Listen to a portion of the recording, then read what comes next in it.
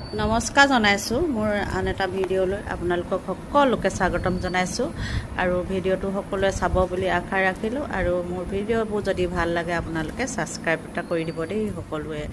আৰু ৰাতিপুৱাই মই আজি এইফালে অপৰাজিতা ফুল ছিঙিছোঁ।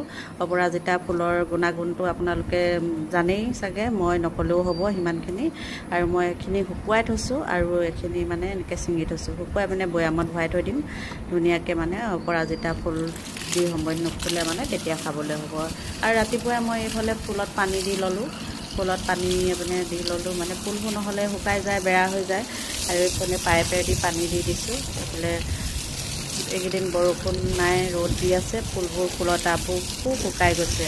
সেইবাবে মই এতিয়া ফুলত পানী দি লৈছোঁ ৰাতিপুৱাই। আৰু ৰাতিপুৱাই মোৰ এইটো কামেই আৰু মানে ফুলত পানী দিওঁৱে মানে সদায়। আৰু এইফালে মই কাম বন কৰি এতিয়া পাকঘৰলৈ বুলি আহিলোঁ। এইফালে কোমোৰা এটা আছিলে, কোমোৰাটো আগৰ আইতাসকলে কয় বোলে এনেকৈ কাটিব নাপায়, খেৰ এডাল দি কাটিব লাগে। সেইকাৰণে মই খেৰ নেপাবলৈ নাই আমাৰ, ঝাৰু এডোখৰ লৈ পিনে সেনেকৈ কাটিছোঁ।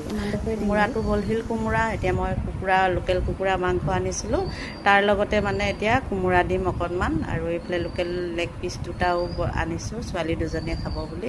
এইফালে আলু, ৰচুন, আদা, এইফালে মাংস। আৰু মাংসতে মানে এতিয়া মই হালধি, জিৰা পাউডাৰ, ধনিয়া পাউডাৰ, ৰেড চিলি, মিট মছলা সকলোবোৰ, নিমখ, হালধি, তেল দি মাংসখিনি ভালদৰে মঠিম, হাতে মঠিম। মানে এনেকৈ মঠি ল'লে মাংসটোত মানে খাবলৈ সোৱাদো হয়, টেষ্টিও হয়। এইফালে তেলত মই ইলাচি দুটা আৰু কেঁচা শুকান জলকীয়া দুটা দি পিঁয়াজ দি ভাজিলোঁ মাংস। দেখিছেনে কি ধুনীয়া হৈ গ'ল, কালাৰ আহি গ'ল। আৰু মাংস মোৰ হৈ গ'ল, আধা সিজা হৈ গ'ল। আৰু আলু দি দিলোঁ তাতে, আলু দুটা কাটি দি দিছোঁ টুকুৰা টুকুৰকৈ। আৰু কোমোৰাখিনিও দি দিম তাতে।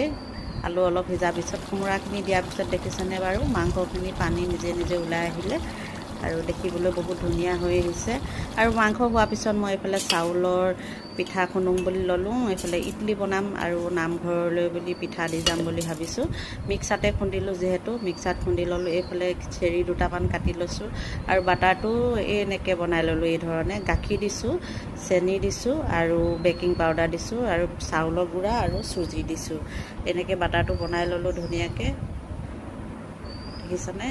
আৰু এইফালে প্লেটকেইখন মই ইডলি বনোৱা প্লেটকেইখনো মোহাৰি লৈছোঁ ধুনীয়াকৈ। আৰু তাতে অকণমান ৰিফাইন তেল লগাই ল'ম, তেতিয়া মানে ইডলিটো লাগি নধৰে।